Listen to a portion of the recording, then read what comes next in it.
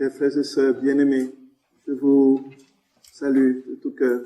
Je vous souhaite la bienvenue donc, pour notre journée de ressourcement dans la divine volonté, avec les promesses que notre très saint Seigneur nous fait pour ceux qui décident de s'abandonner entièrement à lui, de se dépouiller de leur volonté pour recevoir la sienne, la divine, à partir et dans laquelle nous vivons déjà ici-bas la vie du ciel. C'est le plus grand cadeau que notre très saint Seigneur ait fait à l'humanité. Et comme nous allons le voir très progressivement, il dit lui-même que c'est ce pourquoi il est sorti du giron de la Trinité qui s'est incarné. Et c'est la raison pour laquelle il est venu ici-bas. La raison pour laquelle il est devenu petit enfant dans les bras de sa maman. La raison pour laquelle il a mené une vie ordinaire dans les rues de la Palestine, sillonnant village et village, accomplissant des miracles, enseignant. La raison pour laquelle il a souffert, la raison pour laquelle il est mort, et c'est la raison pour laquelle il est revenu à la vie victorieux, pour que nous ayons en partage cette vie divine, cette vie du ciel, d'où est sorti Adam, et qui nous a précipités malheureusement dans cette condition mortelle avec sa fragilité et sa finitude. Il veut désormais, comme il le dit lui-même, accomplir sa propre prière, que ta volonté soit faite sur la terre comme au ciel, et que les âmes reviennent au rang, au but pour lequel ils ont été créés par Dieu, partageant en tout point sa sainteté, partageant en tout point son amour infini, partageant en tout point sa grandeur, et partageant en tout point toutes ses prérogatives, y compris son intelligence tout aussi infinie, vivant de la vie même de Dieu dans un face-à-face éternel continuel, le cœur de Dieu dans notre cœur dans le sien. Frères et sœurs bien-aimés, il nous dit que cette vie du ciel commence déjà maintenant. Vous voyez? Et ça, c'est le grand cadeau, la grande révélation de tous les temps. Et nous allons le comprendre progressivement. Et comme nous avons eu l'occasion de le dire, le Seigneur, frères et sœurs bien-aimés, veut que nous soyons en tout point dans les moindres détails, jusqu'aux interstices les plus reculés de notre être, semblables à lui, irrigués de sa vie divine. Et comme nous l'avons dit, nous commençons ce cycle aujourd'hui avec une autre thématique dans le plan et le projet que le Seigneur a sur l'humanité après la création, la rédemption. Mais avant de commencer ce que nous dirons aujourd'hui, frères et sœurs bien-aimés, je ne sais pas si nous y parviendrons, il est urgent, important de rappeler brièvement, pour ceux qui prennent le train en marche, ce que nous avons dit dans le premier cycle, très très rapidement. Et nous sommes au cœur d'une vérité qui a été confirmée par la Congrégation pour la doctrine de la foi. C'est pourquoi nous pouvons librement, très très librement l'enseigner dans l'Église. Et surtout que nous avons eu pour nous la grâce, ainsi ici dans le diocèse, d'avoir la reconnaissance de l'évêque comme association privée des fidèles. Et nous allons peut-être commencer par dire un mot là-dessus. Les livres sont disponibles, frères et sœurs, comme vous avez eu par mail et donc tous les temps que nous aurons aujourd'hui de pause seront consacrés justement à la vente des livres dans la salle qui est en face. Les livres sont disposés déjà sur les tables. Et puis vous pourrez acquérir des livres à des prix tout simplement divins. Oui. Non, simplement parce que on a décidé de ne rien gagner sur les livres. On ne gagne absolument rien. Et ce qui permet l'impression des livres, c'est vos cotisations. Et si vous ne cotisez pas, on ne pourra pas avoir des livres. Donc, vous avez compris. Donc, on ne peut pas compter sur les bénéfices pour acquérir des livres. C'est pas possible. Simplement parce qu'on veut rester dans l'esprit de Luisa Picaretta, qui, elle, ne recevait aucun don. Chaque fois qu'elle recevait un don, elle le renvoyait au propriétaire. Donc, elle vivait strictement du minimum avec ce que, voilà, et nous voulons expérimenter cette vie dans la providence. Et si vous avez à cœur de faire des dons, tant mieux pour que les livres soient mais pour ce qui est des prix, on les maintiendra. Et donc on a imprimé aujourd'hui les tomes 1 à 22, les tomes 1 jusqu'à 22. Donc ce qui veut dire très concrètement que vous avez avec 77 € à peu près, 22 tomes. Vous voyez ce que ça fait? 22 tomes. Donc les tomes sont reliés par 3 tomes, donc 7 €. 3 tomes, 7 €. Et donc, ça veut dire que si nous avons un peu de volonté, nous pourrons nous acquérir tous ces livres. Simplement, pourquoi? Parce que, frères et sœurs bien-aimés, le Seigneur le dit à travers les tomes, c'est la condition pour comprendre et entrer dans la vie, dans la divine volonté, c'est de connaître. C'est de connaître ce que Dieu dit, ce que Dieu veut faire. Et on ne peut pas acquérir un bien qu'on ne connaît pas. On ne peut pas entrer en possession des biens dont on n'a pas la connaissance. Et c'est pour cela qu'il dit que les connaissances sont importantes. Non seulement ces connaissances sont importantes du fait qu'elles nous permettent d'entrer en possession des biens, mais aussi surtout parce que ces connaissances sont Dieu lui-même. Ces connaissances, c'est la diffusion de sa propre personne, puisqu'il passe à travers cette parole. Et comme il a dit lui-même dans le tome 19, de manière très précise, les connaissances, plus il parlera, plus il diffusera sa vie. Et au fur et à mesure qu'on lit la parole de Dieu, au fur et à mesure qu'on lit ses enseignements, on est progressivement transformé. Selon ce texte de Saint Paul aux Corinthiens, au chapitre 3, nous qui le visage découvert contemplons comme dans un miroir la gloire du Seigneur, nous sommes transformés en la même image de gloire en gloire. Donc il y a une transformation progressive au fur et à mesure nous prenons, n'est-ce pas, connaissance justement de ces vérités. Et frères et sœurs bien-aimés, je peux vous assurer, je peux vous le dire de tout mon cœur, avec toutes les veines de mon âme, on ne sort pas de ces écrits indemnes. Voyez, c'est la vérité, frères et sœurs bien-aimés, c'est la vérité. On ne sort pas de ces écrits indemnes. Il y a quelque chose de l'ordre d'une présence de Dieu qu'on n'a pas ailleurs. Ou plutôt, on sent vraiment ce Dieu qui parle. On sent qu'il nous transforme au fur et à mesure qu'il nous dit les choses. À un moment donné, on veut tout abandonner pour ne faire que sa volonté. Voyez. Et nous allons progressivement, au fur et à mesure du temps, frères et sœurs, essayer d'entrer dans ces écrits. Et pour ce que nous avons dit dans le premier cycle, très rapidement, Luisa Picaretta a reçu pendant près de 40 ans des enseignements justement sur la vie dans la divine volonté. Et Jésus lui dit que cette vie dans la divine volonté, en fait, c'est la vie du ciel. Il lui dit que cette vie du ciel n'est pas simplement la vie dans la communion parfaite avec lui après la mort, puisque c'est ce que nous avons jusqu'ici en idée et dans le plan de la rédemption, mais c'est bien plus encore déjà, ici et maintenant, dans le frustre quotidien, le ciel que nous pouvons vivre dans le moindre petit détail de notre vie. Nous pouvons manger avec Jésus, ou plutôt il peut manger en nous. Il peut boire en nous. Il peut dormir en nous. Il peut danser en nous. Vous voyez? Il peut rire en nous, voilà.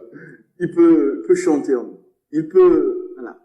Le Seigneur nous dit que dans le moindre petit geste que nous pouvons poser, nous pouvons déjà être au ciel. Et si c'est pas le doigt de Dieu, dit notre Seigneur, n'est-ce pas, lorsqu'on l'accuse d'accomplir les miracles par Belzéboul, si c'est pas le doigt de Dieu que j'accomplis ces miracles, c'est que le règne de Dieu est au milieu de vous. Et basilea tuteo entos humon estime. C'est-à-dire que le doigt de Dieu, le règne de Dieu, la présence infinie de Dieu, la Trinité sainte, la communion du ciel est déjà en nous. Voyez, qui ne veut pas aller au ciel, frères et sœurs bien-aimés? Et Jésus nous dit, ce ciel, je te le donne déjà maintenant. Je te le propose là maintenant. Voyez, frères et sœurs. Voyez, frères et sœurs.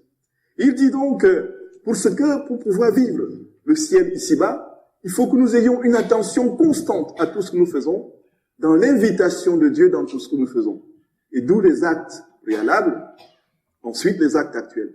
Les actes préalables, c'est toute l'offrande de notre journée au préalable au Seigneur, où on lui demande de venir tout accomplir en nous dans les moindres petits détails, où on lui demande de venir du début de notre lever jusqu'à notre coucher, investir tout notre temps, investir toutes nos activités, prendre la juste mesure de notre fragilité, de notre faiblesse pour nous acquérir, pour nous donner sa propre vie, sa vie divine en nous, pour que tout s'accomplisse pleinement, parfaitement par lui, et parce que c'est lui qui l'accomplit, il accomplit au nom de tous et pour tous, en ramassant en un instant unique le passé, le présent et le futur, dans son acte unique, et réparant tout ce qui n'a pas été fait dans l'ordre de sa grâce et de sa volonté, et impliquant l'humanité tout entière, du premier jusqu'au dernier homme, dans ce que lui, il a fait à l'instant où nous l'avons fait avec lui, ou plutôt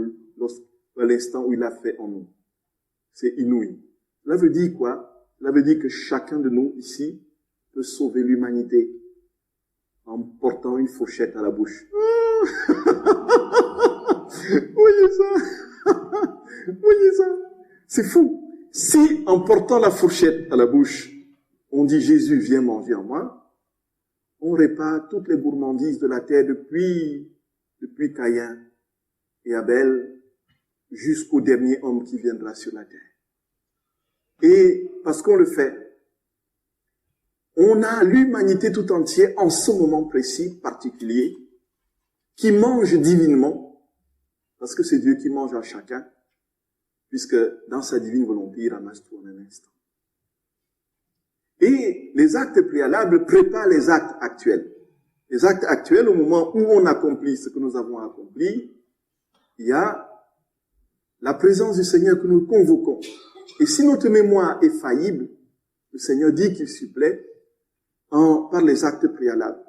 Au moment de l'accomplir, si on n'a pas l'idée de l'appeler, le fait qu'on lui aurions consacré tout dans la journée, au début de la journée, fait qu'en ce moment, il investit l'acte. Mais l'acte aurait été plus divin si nous avions pensé en ce moment précis de l'appeler pour qu'il pose cet acte en nous, et c'est les actes actuels pour remplir encore pleinement l'univers de sa présence. Et nous avons dit, frères et sœurs bien-aimés, que dans la foultitude de toutes les caractéristiques, de toutes les grâces que le Seigneur donne dans la vie, dans la divine volonté, il y avait des perles. Tout est perles. Mais il y a des perles dans les perles. Et parmi les perles, frères et sœurs, il y a ce fait qu'il nous dit que si nous vivons constamment, et ça demande une attention constante, on l'a dit, dans la divine volonté, il y a les passions progressivement qui tombent, le péché progressivement qui disparaît. Voyez? C'est-à-dire que les passions, nous voyons combien de luttes, combien de combats nous menons pour nous libérer de tous des chaînes de notre vie, qu'ils soient de l'ordre des péchés, ou simplement des angoisses, ou des souffrances, qu'elles soient ces chaînes de l'ordre simplement de notre histoire cabossée. Le Seigneur notre Dieu dit que si nous sommes constamment dans cette vie divine, on est progressivement détachés, déliés de ces chaînes progressivement tombent et disparaissent, et nous acquérons progressivement la vie divine dans une douceur et une paix perpétuelle, comme si le ciel était déjà au rendez-vous. Parce que le ciel, effectivement, est déjà au rendez-vous. Les passions tombent, les péchés progressivement s'évanouissent. Et plus encore, il dit, l'âme est Eucharistie. L'âme devient Eucharistie, frères et sœurs bien-aimés. Cela veut dire quoi? Cela veut dire que le miracle de la transubstantiation que nous avons pendant la messe, au moment de la consécration, lorsque le pain devient le corps très saint, le sang, le vin, le sang très saint, et le corps et le sang, l'âme et la divinité de notre Seigneur présents au moment où le prêtre célèbre, en ce moment particulier, frères et sœurs bien-aimés dans le Seigneur, ce qui se produit pour le pain et le vin, se produit pour toute notre âme. De sorte que Dieu se voit totalement en nous, il voit notre cœur, il se mire en nous, comme il se mire dans le pain, comme il est présent dans le pain et le vin de l'Eucharistie. Comme il est présent dans la substance de son corps et de son sang, il est substantiellement présent en notre âme. En fait, notre âme est transubstantiation. Voyez? Mon Dieu! Et puis on va chercher quoi d'autre ailleurs quand on a ces grâces. Et ça nous met quoi, frères et sœurs bien-aimés? Ça nous met dans une constante relation avec le Seigneur. Toute la journée, nous sommes avec le Seigneur. Toute la journée, nous lui parlons. Toute la journée, nous avons une fréquentation régulière du Seigneur. Parce que nous avons une fréquentation régulière du Seigneur, nous avons une fréquentation du ciel. Continuelle. Nous sommes constamment au ciel. On ne peut pas ne pas être en train de parler à Jésus tous les jours. Jésus vient, Jésus, j'ai une difficulté avec telle personne, viens parler je veux parler à tel, viens parler à moi. Jésus, je veux manger, viens manger à moi. Jésus, j'ai un petit sommeil, viens dormir à moi. Jésus, tout le temps on est en train de parler à Jésus, il n'est pas possible qu'on ne soit pas transformé, qu'on ne soit pas transfiguré. Ce n'est pas possible, frères et sœurs bien-aimés. Donc notre vie est constamment au tabac. Notre vie est taborique. Voyez.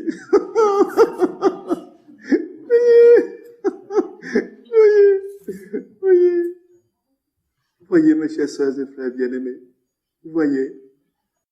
Et le Seigneur dit, en plus, que nous participons à toutes les prérogatives divines. Et nous avons dit aussi, frères et sœurs bien-aimés, que pour son amour s'est manifesté, cette divine volonté s'est manifestée dans la créature, dans la création. Donc, d'où le premier fiat que nous avons essayé d'élucider dans le premier cycle. Le fiat de la création, où Dieu se montre totalement, où il est voilé par les éléments de la création, où dans la création, on peut voir son amour se déployer, dans l'oiseau qui sifflote à notre fenêtre, dans le petit, n'est-ce pas, le petit chat qui traverse notre porte, dans le gazouillement, je ne sais pas trop quoi, n'est-ce pas, dans le bruit des abeilles, dans le feuillage qui bouge, Dieu nous dit à chacun le tic-tac d'un amour perpétuel qui jamais ne se réunira. Et cet amour, frères et sœurs bien-aimés, il dit, nous pouvons le contempler dans tout ce que nous avons, dans tout ce qu'il a créé, dans tout, absolument dans tout ce qu'il a créé. Et tout dit non seulement son amour, il dit que il dit d'ailleurs, et nous avons eu à citer ce passage, si nous avions la possibilité d'atomiser, n'est-ce pas, les rayons du soleil, chaque atome dirait, je t'aime, je t'aime, je t'aime, et je t'aime. Et chaque battement de notre cœur, si nous pouvions voir tout le sang qui circule, tout le mouvement intérieur de notre corps biologique, toute cette activité intérieure que nous ne percevons pas, et que les médecins peuvent mettre des appareils pour entendre quelques bruits. Vous voyez, toute cette activité nous dit je t'aime. Le battement du cœur nous dit je t'aime. Le sang qui circule nous dit je t'aime. Je t'aime, je t'aime, je t'aime, ainsi de suite. Et ce faisant, non seulement c'est un langage d'amour, mais aussi toute la création, ce que notre Seigneur dit quelque chose des attributs de Dieu. La puissance des tempêtes et des vents dit quelque chose de la force, de la puissance. Le clair azur du ciel dit quelque chose de la transparence, la pureté de Dieu. La mer qui s'étend à perte de vue dit quelque chose de son immensité et de son infinité, ainsi de suite. Non seulement la création nous dit son amour, mais la création traduit quelque chose de Dieu. Et frères et sœurs bien-aimés, nous avons dit que après la création, il y avait l'homme. L'homme qui était le chef-d'œuvre de la création. Le chef-d'œuvre de la création, c'est l'homme. Et l'homme était donc, dans ce que le Seigneur avait prévu, le miroir parfait de Dieu. Puisqu'il vivait dans la divine volonté, pleinement éclaboussé par la présence de Dieu, il n'y avait rien d'autre qui pouvait être caché de Dieu qu'il ne sût, puisqu'il était dans une constante communion avec Dieu. Et cet homme était partout, Adam était partout avec Dieu, là où Dieu était. Il avait ce don, il est dans cet acte biloqué de Dieu, où il pouvait se trouver dans les astres, dans les nuages, où Dieu était présent, Adam était avec lui. Il avait donc la faculté d'être en tout et partout avec Dieu. Et malheureusement, on l'a dit, frères et sœurs bien-aimés, il est sorti de ce giron de la divine volonté. Et ce faisant, le Seigneur ne s'est pas découragé. Il a dit, nous allons le récupérer. Et en attendant, il prescrit, à partir de la création, l'obligation puis la nécessité d'un retour parfait de la louange, de la gloire, de l'amour et de l'adoration au Créateur. Tout ce qui a été créé avait pour but d'être en communion avec Dieu, y compris l'homme, et donc d'être dans une constante action de grâce. Dans une constante, voyez. Et d'où cette forme de prière que le Seigneur apprend à Luisa Picaretta, les rondes pour lesquelles nous avons consacré 2 journées, les rondes. Nous avons dit ce que c'était les rondes. On a dit c'était pas la louange. La louange a ceci de particulier que c'est un langage humain qui dit une action de grâce pour une réalité. Alors que la ronde, c'est le langage de Dieu. C'est Dieu lui-même qui vient en nous, parce que nous l'avons invité pour louer en nous, qui loue non seulement pour nous, mais pour toute la création, dans cette dimension de la transtemporalité, qui fait qu'il n'y a plus de passé ni d'avenir, mais tout est présent, ramassant l'humanité. Mais en ramassant l'humanité, ramasse aussi toute la création, puisque c'est toute la création qui est appelée à louer Dieu. Donc les fleurs sont appelées à louer Dieu, les abeilles sont appelées à louer Dieu, le séquoia est appelé à louer Dieu, la violette est appelée à louer Dieu, toutes les planètes sont appelées à louer Dieu, Dieu de droit. Mais comme ils n'ont pas la parole, comme ils n'ont pas de langage, c'est l'homme qui lui prête justement sa parole et son langage pour que la création soit louée, pour que la création loue Dieu. Et donc les rondes consistent à poser sur chaque réalité créée son amour, son adoration, son action de grâce. Et ainsi, dans un concert cosmique universel, nous entendrions, si nous avions la possibilité de l'entendre, toute la création en action de grâce, où Dieu s'entend lui-même dans la création, entend sa propre voix, se louer lui-même, parce qu'il remplit tout l'univers. Voyez. Voyez ça, mes très chers. Voyez ça, frères et sœurs bien-aimés. Voyez ça, frères et sœurs. Voyez ça, frères et sœurs. C'est fou, c'est fou.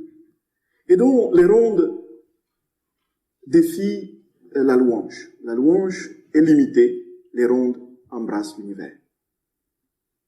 Et aujourd'hui, frères et sœurs bien-aimés, nous allons parler donc du deuxième fiat. Après la création, il y a la rédemption. Et nous savons que dans la rédemption est venue dans un contexte particulier. La rédemption, le fiat de la rédemption est venu parce que l'homme est sorti du giron de la gloire d'où il était conçu par Dieu. Et donc la rédemption, racheter, qui veut dire racheter, on rachète l'homme, voilà, d'une condition déplorable, celle dans laquelle il est entré, après être sorti de la divine volonté. Et Jésus dit qu'il vient, sa misère a été telle qu'il ne pouvait pas ne pas venir à lui. Mais avant cela, il y a ce que les théologiens appellent l'incarnation absolue, et qui est quelque chose de peu commun. Les gens ne l'ont pas très souvent entendu. Et Jésus le dit très clairement à Luisa. Il y a certains pères de l'Église, il y a même d'ailleurs des thèses de doctorat qui ont été soutenues sur la question. Alors comment est-ce qu'on peut penser l'incarnation en amont de la rédemption? En quelque sorte, comment est-ce qu'on peut imaginer, penser que Dieu pouvait venir sur la terre même si l'homme n'avait pas péché? Et ça, Jésus nous le dit très clairement ici, que même si l'homme n'avait pas péché, il serait venu. Il serait venu sur la terre. Voyez, il serait venu sur la terre. Et, frères et sœurs bien-aimés, c'est assez déroutant. Mais dans une autre condition, voici ce qu'il dit. C'est à plusieurs endroits. Donc, il dit, si Adam n'avait pas péché, le Verbe éternel, qui est la volonté même du Père Céleste, allait venir sur terre glorieux, triomphant et dominant, accompagné visiblement par son armée angélique que tous devaient voir. Et avec la splendeur de sa gloire, il devait charmer et attirer tous à lui par sa beauté. Couronné roi et avec le sceptre du commandement pour être roi et chef de la famille humaine, afin de donner aux créatures le grand bonheur de pouvoir dire « Nous avons un roi qui est homme et Dieu ». Plus encore, puisque votre Jésus ne devait pas venir du ciel pour trouver l'homme infirme, car ne s'étant pas retiré de ma divine volonté, aucune maladie, que ce soit du corps ou de l'âme, ne devait exister. En fait, c'est la volonté inaccessible à toute souffrance, et ainsi devait-il en être de l'homme. Par conséquent, il devait venir pour trouver l'homme heureux, sain, avec la plénitude des biens avec lesquels il avait été créé. Voyez, mes très chers. Donc le Seigneur aurait trouvé l'homme dans l'état originel, avant le péché, avant la chute. Il aurait trouvé l'homme dans la perfection, justement, de sa grâce. Et on ne peut pas imaginer qu'il ne fût pas avec l'homme. Ce n'est pas possible. Tout simplement pourquoi, frères et sœurs bien-aimés? Simplement parce que si l'homme a été créé, la chair était créée. Dieu avait créé la chair avant la chute d'Adam. La chair n'est pas la conséquence de la chute. L'homme était déjà homme, et la femme était déjà la femme, dans leur chair. Ils ne savaient pas qu'ils étaient nus. Mais ils étaient dans un corps, le corps qui est le nôtre, voyez. Le nôtre a au fur et à mesure prend des rides, et puis finalement... Mais ce corps ne devait jamais prendre de rides. Et si Dieu est véritablement le Dieu de l'homme, il n'est pas possible, puisqu'il devait être partout avec lui, il était impensable qu'il ne fût pas capable de prendre un corps humain lui aussi.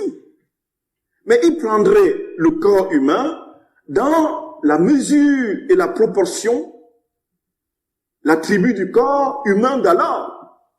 C'est-à-dire un corps définitivement libéré de toute pesanteur, définitivement exclu de toute maladie, de toute faiblesse, un corps glorieux, qui était le corps de sa résurrection après. Voyez un peu, mes très chers.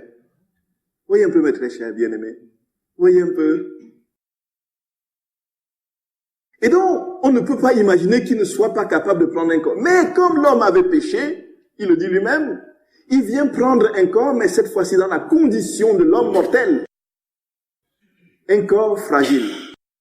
Jésus qui avait faim, Jésus qui avait soif, Jésus qui était pauvre, Jésus qui marchait dans les rues, Jésus qui était, qui finalement s'est laissé faire par les bourreaux, qui a été crucifié, qui est mort. Mais le projet de Dieu au départ, c'était de retrouver l'homme, venir en gloire, régner constamment. En fait, on devait être constamment partout, tout le temps avec Dieu. Dans toutes les circonstances, on serait avec Dieu. Et Dieu, homme, serait quelque chose de tout simplement ordinaire. Ça n'aurait rien d'exceptionnel. Voyez un peu, frères et sœurs bien-aimés. Voyez un peu ça, frères et sœurs bien-aimés. Ça n'aurait rien d'exceptionnel. Tout serait en Dieu, tout serait avec lui. Tout serait, n'est-ce pas, pour lui, en lui. Il dit, écoute, ma petite nouveau-née de ma divine volonté. Si l'homme n'avait pas péché, s'il ne s'était pas retiré de ma divine volonté, je serais venu sur terre. Mais sais-tu comment? Plein de majesté, comme lorsque je suis revenu de la mort. Avec ce que nous avons dit. Le Christ glorieux, le corps de gloire de Dieu, aurait été le corps ordinaire, n'est-ce pas, de tout homme, et donc son corps, n'est-ce pas, au milieu de nous. Mais si j'avais mon humanité semblable à celle de l'homme, unie au Verbe éternel, combien mon humanité ressuscitée était différente, glorifiée, revêtue de lumière, non sujette à la souffrance ou à la mort. J'étais le vrai divin triomphateur. Par contre, avant de mourir, quoique volontairement, mon humanité était sujette à toutes les souffrances. Plus encore, j'étais l'homme des douleurs. Et comme l'homme avait encore les yeux éblouis par la volonté humaine, et par conséquent encore infirme, peu nombreux sont ceux qui m'ont vu ressusciter. Et cela a servi à confirmer ma résurrection. Puis je suis monté aux cieux pour donner à l'homme le temps de prendre les médications et les remèdes pour qu'il puisse se rétablir et se disposer à connaître ma divine volonté, afin de vivre non selon sa volonté, mais de la mienne. C'est le tome 25, le 31 mars 1929. Donc, nous voyons, frères et sœurs bien-aimés, que le Seigneur, s'il veut aujourd'hui accomplir sa prière, comme il le dit, de notre Père, que ta volonté soit faite sur la terre comme au ciel, cela veut dire que si nous vivons parfaitement de cette vie divine, nous retrouvons le corps de gloire. Voyez. Alors certains disent que ils sont déjà dans la divine volonté. Moi, je suis dans la divine volonté. Ah oui, tu es dans la divine volonté, mais tu vas encore au confessionnal. Et puis tu es sujet aux faiblesses, tu es malade, tu es... oui, un peu. Et puis il n'y a rien de... il y a deux choses à distinguer, frères et sœurs bien-aimés. Il y a les actes dans la divine volonté, il y a l'état de la vie dans la divine volonté. Les actes que nous posons sont des actes dans la divine volonté qui sanctifient, n'est-ce pas, l'humanité, transfigurent le cosmos, dans l'acte que nous posons en Dieu et par lui. Et ces actes-là sont isolés. On s'en rend bien compte. On se rend compte au fur et à mesure que l'on veut vivre dans la vie divine, de la divine volonté, qu'il faut une attention constante et soutenue. Pensez tout le temps à Jésus, dans les moindres petites choses que l'on fait. Celui qui a déjà réussi, n'est-ce pas, à tenir 12 heures d'affilée dans la journée, qui me le dise et je lui demande son secret, voyez. Voyez ça, frères et sœurs bien-aimés. Qui me le dise et qui me donne son secret. Mais toujours est-il, on alterne les actes dans la divine volonté avec nos passions humaines. Et ce faisant, il n'est pas possible d'entrer dans cet état perpétuel définitif. Et l'état définitif, Jésus le dit dans l'un des tomes, je crois c'est au tome 23, l'état définitif interviendra un jour, puisque sa prière doit être exaucée. Il ne peut pas enseigner une prière qu'il ne veuille exaucer. Et cette prière qu'il veut exaucer, c'est que l'homme soit en tout, ne le répétera jamais assez, semblable à lui, dans une perfection d'union qui fera que Dieu descendra sur la terre, vivra la vie du ciel dans les âmes avant la parousie. Ça, c'est quelque chose de tout nouveau. Quand on lit la vie dans la divine volonté, les gens pensent, nous, ce que nous faisons, frères et sœurs bien-aimés, c'est nous essayons de poser des actes dans la divine volonté. Nous ne sommes pas encore pleinement dans la divine volonté. Il y a certains, parce qu'ils ont lu un tome ou deux tomes, moi je suis dans la divine volonté, voyez. Et puis, sans comprendre que Luisa Picaretta, à qui le Seigneur donne ses enseignements, a dû passer 40 années, voyez, 40 années pour les... Et quand Benoît XVI a lu les 36 tomes, le reste des écrits qui suivaient par la suite, c'était imprégné de divine volonté partout. Voyez, c'est Benoît XVI qui a donné cet élan à tout ça. Et chaque fois dans ses écrits théologiques, il faisait revenir, n'est-ce pas, la divine volonté ici. Il était impressionné. Il a lu tous les 36 tomes en italien. Voyez. Et ça, on croit même si on a lu 36 tomes, on n'est pas encore dans la divine volonté. Quand nous n'irons plus au confessionnal, quand nous serons, n'est-ce pas, nous aurons le don de bilocation et qu'on sera partout, voyez. Voyez. On pourra juste par la pensée se retrouver en Belgique. il y a nos sœurs de Belgique ici. Ouais. Oui, tout à fait. En Afrique, n'est-ce pas, quand on serait juste comme Padre Pio, c'est pas un peu à 2000 endroits à la fois, voyez, on pourra commencer à dire, oui, peut-être je commence un peu à vivre dans la divine volonté. Voyez. Donc c'est pour dire, il y a une attitude d'humilité à avoir. Et certains pensent aussi que, parce que nous vivons dans la divine volonté, nous faisons des prières dans la divine volonté, les autres prières ne sont plus nécessaires. Il ne faut plus prier le chapelet, il ne faut plus, n'est-ce pas, faire des pèlerinages. C'est vraiment ce qu'il y a de plus incompris. C'est-à-dire que l'erreur la plus grave qu'il puisse avoir, de penser que une fois qu'on a ces enseignements, et surtout qu'on essaie de vivre en appelant Jésus tous les jours, tout le temps, dans nos moindres actes, que le reste n'est plus nécessaire. Et, frères et sœurs bien-aimés, si on est vraiment dans la divine volonté, on sera fou amoureux du rosaire. On ne priera que cela, du matin au soir. Simplement parce que le Seigneur nous dit très clairement, et quand on a lu les tomes, il nous dit très clairement que la Vierge Marie, c'est le dépositaire de la vie dans la divine volonté, celle qui est la source, et celle qui est la chambre à côté, selon l'image qu'il prend dans le tome 27, là, celle qui a le plus reçu, le plus de lumière, ou puis qui a été éclaboussée, qui vit dans cette vie divine constante, à côté de la source. Et on ne peut donc pas approcher de la source sans être aux côtés de Marie. Mais cette fois-ci, on priera le rosaire autrement. On ne priera pas le rosaire simplement pour que notre orteil guérisse, voyez peu. Mais on priera le rosaire au nom de tous et pour tous. Au nom de tous et pour tous.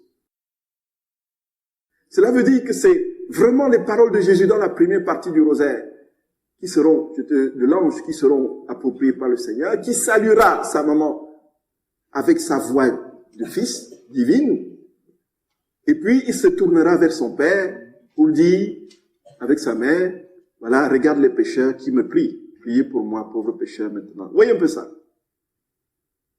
Il le fera ainsi pour l'humanité entière, passée, présente et future. Et ce but, donc, frères et sœurs bien-aimés, c'est que Jésus dit qu'il est venu ici sur terre dans la condition d'être d'un homme fragile, simplement parce que l'homme a été déchu. Il serait venu de toute façon, mais dans la condition de gloire et de sainteté. Et il s'ensuit, frères et sœurs, que, comme il le dit, le but qu'il se donne maintenant, c'est de ramener l'homme à cet état originel. Et je voudrais donc prendre ce passage que nous citons très souvent pour les mariages. Genèse au chapitre 2, verset 24. Il dit, l'homme quittera son père et sa mère et s'attachera à sa femme, et les deux ne feront plus qu'une seule chair. Il faut dire que la chair en hébreu, n'est pas la chair physique, ce n'est pas le corps physique, c'est l'être tout entier. On l'applique à nos mariages. Tout à fait, les deux ne feront plus qu'une seule chair. C'est vrai. Et même quand Saint Paul reprend ce passage dans l'Épître aux Éphésiens, il applique aussi au mariage, dans un premier temps, en disant, voici, effectivement, femmes, soumettez-vous à vos maris. Marie, aimez vos femmes. Il commence par dire, Marie, aimez vos femmes, voyez un peu, ainsi de suite.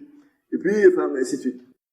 Et ce passage, frères et sœurs bien-aimés, c'est tout à fait normal. Mais nous voyons que cet état originel de Genèse chapitre 2 du verset 24 ne se réalise pas dans les mariages humains. Nous connaissons nos mariages, nos familles. Nous connaissons les mariages autour de nous. Nous connaissons les records de divorce qu'on a, n'est-ce pas? Et il y a depuis plus de 5-10 ans, le nombre d'enfants nés hors mariage a dépassé largement le nombre d'enfants nés au sein d'un couple marié. Et aujourd'hui, avec la perversion des lois, on va étendre encore la la condition, de la manière la plus exponentielle qui soit. Et nous savons que les mariages, ce n'est pas toujours, n'est-ce pas, c'est pas toujours la joie.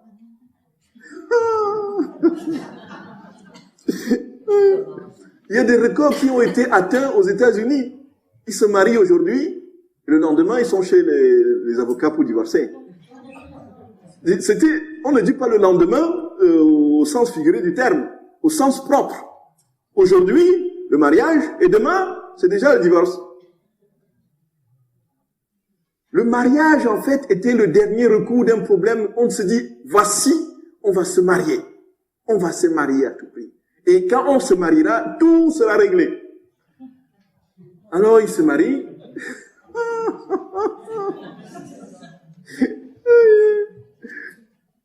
Alors, ils se marient. Et la nuit des noces, voyez un peu, un clash, c'est fini. Donc, en toutes les façons, c'est terminé. Le lendemain, chacun prend son avocat. Voyez ça, frères et sœurs bien-aimés. Voyez ça. Et puis souvent, quand on écoute certaines situations, c'est tout simplement incroyable comme l'ennemi peut prendre la petite fissure de vraiment la plus inattendue, dans laquelle il peut entrer, s'engouffrer pour détruire et anéantir un couple. Il y a certains couples qui ont divorcé à cause du ronflement du monsieur. Oui. C'est fou, hein. C'est fou. Moi, si je m'étais marié, alors je serais divorcé depuis longtemps.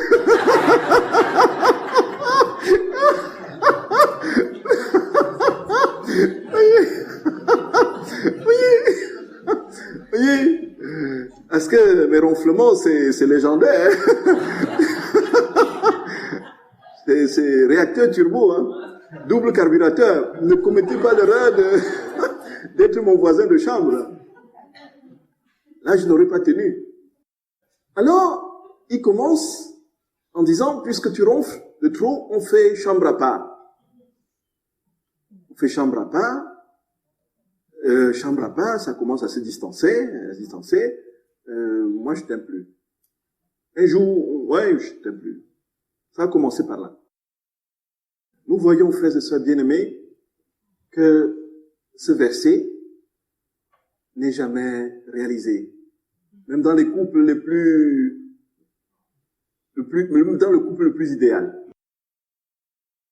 Ce verset n'a jamais, de Genèse 2, verset 24, n'a jamais pris forme dans la condition humaine. Aucun couple humain n'a vécu ce verset. Aucun. Si vous en avez vu, vous me dites. Et c'est pourquoi Saint Paul dit, dans Éphésiens au chapitre 5, verset 39, ceci je le déclare. Ce verset s'applique au Christ et à l'Église.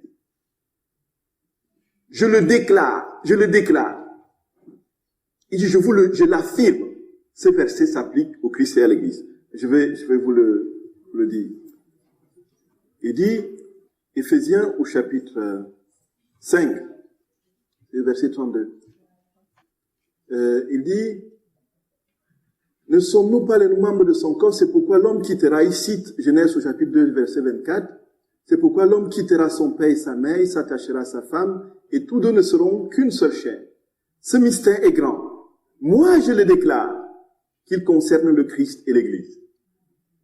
Voyez, ce mystère, je le déclare. En fait, quel était le projet de Dieu? C'était le projet d'épousailles de l'homme. Voyez. Il voulait épouser l'homme. Comme le Christ a aimé son Église au point de mourir pour lui, et il avait pour but de l'amener à cet état de transfiguration et le retourner, le faire revenir dans le giron de sa gloire et dans des conditions d'égalité, comme les véritables épousailles de Genèse chapitre 2, verset 24 l'impliquent. Les deux ne font plus qu'une seule chair, il n'y a plus de subordonné, il n'y a plus de supérieur. Il y a une relation d'égalité parfaite, de communion parfaite et d'égalité, qui fait que Dieu se met à la portée de l'homme, l'homme est élevé à la dimension de Dieu. Et les épousailles, frères et sœurs bien-aimés, ces épousailles devaient donner un caractère particulier à la race humaine. Et ce caractère particulier, aucun autre type de spiritualité avant ne l'avait atteint. Aucune autre action héroïque avant ne l'avait réalisé. Cet état de pureté et d'amour, de communion, d'intimité parfaite avec Dieu, aucun autre état auparavant, avant que le Seigneur veuille recréer l'homme, n'avait réalisé cet état d'union. Et ce faisant, on dit que ce sera une telle dimension, une telle force, de sorte que, comme dans la première lettre de Saint Pierre, au chapitre 1 du verset 12, on peut lire ceci: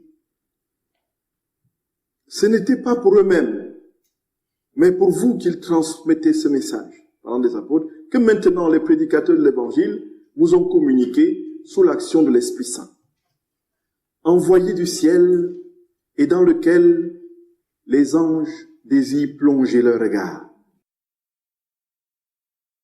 Ce message dans lequel les anges désirent plonger leur regard, par l'action de l'Esprit Saint, c'est quoi? Saint Pierre dit que nous serons dans un état tel que les anges plongeront leur regard en nous. Cet état, c'est quoi, frères et sœurs bien-aimés? Est-ce que les anges peuvent plonger leur regard dans les passions? Est-ce qu'ils peuvent plonger leur regard dans les infirmités? Les anges vivent au ciel. Ils sont constamment dans la gloire de Dieu. Donc ils sont constamment le regard plongé en Dieu. Ils plongeront le regard en nous simplement parce qu'ils auront vu Dieu en nous. La vie dans la divine volonté. Oui. Voyez ça, mes frères et sœurs bien-aimés. Voyez ça, mes chers frères et sœurs. Voyez ça. Le mystère est grand. Le mystère est grand. Oui. Il y a donc un Pierre, oui, tout à fait, dans lequel les anges désirent plonger leur regard. Et puis, on a aussi des attestations quasi similaires dans Hébreux au chapitre 11 du verset 39, c'est plutôt ce verset-là qui est confondu, où au début du chapitre, on entend Jésus, l'auteur de l'Épître aux Hébreux, il définit d'abord la foi. La foi est la ferme assurance des choses qu'on espère et la démonstration de celles qu'on ne voit pas. Et au fur et à mesure, il donne, n'est-ce pas, les catégories des saints de l'Ancien Testament d'abord. Abraham, Isaac, n'est-ce pas, Jacob, n'est-ce pas, Sarai, les juges, Éhoud, Barak, Jephthé, Gédéon, n'est-ce pas, les prophètes, Samuel, ainsi de suite. Donc, qui vont, les prophètes Élie, n'est-ce pas, Élisée, qui ont fait des grands miracles, qui ont ressuscité des morts, qui ont arrêté les pluies. Et à la fin, il dit, tout cela, c'était inférieur à ce qui nous a été découvert. Voici ce qu'il dit, au chapitre 11, verset 39. Il dit, eux tous, ils ont reçu bon témoignage, grâce à leur foi, mais n'ont cependant pas obtenu la réalisation de la promesse, puisque Dieu prévoyait pour nous mieux encore. Il ne devait pas arriver sans nous à son accomplissement. Voyez un peu, mes frères et sœurs bien-aimés. Voyez un peu. C'est-à-dire qu'il y a bien mieux encore que les miracles. Bien mieux encore que le fait de ressusciter les morts, de guérir les malades. Bien mieux encore que, n'est-ce pas, de faire tomber les gens dans le repos dans l'esprit. il faut passer par là parfois. C'est indispensable. C'est parfois indispensable, si le Seigneur le veut. Bien mieux que, il dit, tout ceci préparait un autre moment plus important où Dieu susciterait les anges qui seraient dans une contemplation perpétuelle de notre personne, parce que c'est Dieu qui vit en nous. Plongerait son regard, pas dans tout notre être. Voyez ça, mes très chers bien-aimés. Et puis, je peux vous dire, frères et sœurs, je peux vous dire, mes frères et sœurs bien-aimés, aimons Jésus, aimons le Seigneur. Vous savez, nous pouvons faire tout ce que nous voulons. Nous pouvons faire tout ce que nous voulons. Nous n'aurons pas ce que nous cherchons en dehors de Dieu. Nous n'aurons pas ce que nous cherchons en dehors de la présence de Dieu. Plus il investira tout notre être, plus je peux vous assurer que nous pourrons déjà vivre quelque chose du ciel ici-bas.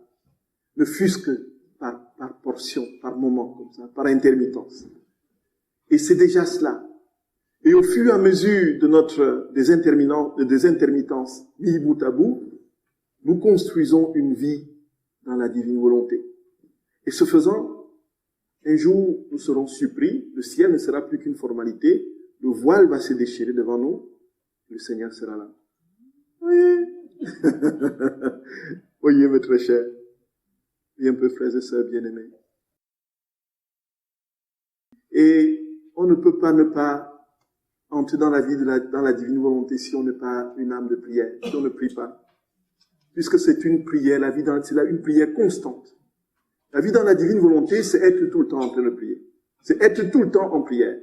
Non pas en limitant le temps. Tout le temps est irrigué de Dieu, par la présence de Dieu. Tout le temps est investi de sa présence. Tout le temps, c'est lui qui nous porte. C'est lui qui parle, c'est lui tout. Et ce faisant, frères et sœurs, si nous sommes vraiment pleinement décidés, le Seigneur nous apportera son secours et sa grâce. Puisqu'il ne peut pas donner le serpent à celui qui lui demande l'Esprit Saint. Si nous, mauvais que nous sommes, nous donnons de bonnes choses à nos enfants, à plus forte raison, le Père donnera-t-il pas sa divine volonté à ceux qui le lui demandent. Sur ce, frères et sœurs, nous allons arrêter là pour ce matin. Je vous salue Marie, pleine de grâce, le Seigneur est avec vous. Vous êtes bénie entre toutes les femmes, et Jésus, le fruit de vos entrailles, est béni. Sainte Marie, Mère de Dieu, priez pour nous pauvres pécheurs, maintenant et à l'heure de notre mort. Amen. Au nom du Père et du Fils et du Saint-Esprit. Amen. Voilà, mes très chers.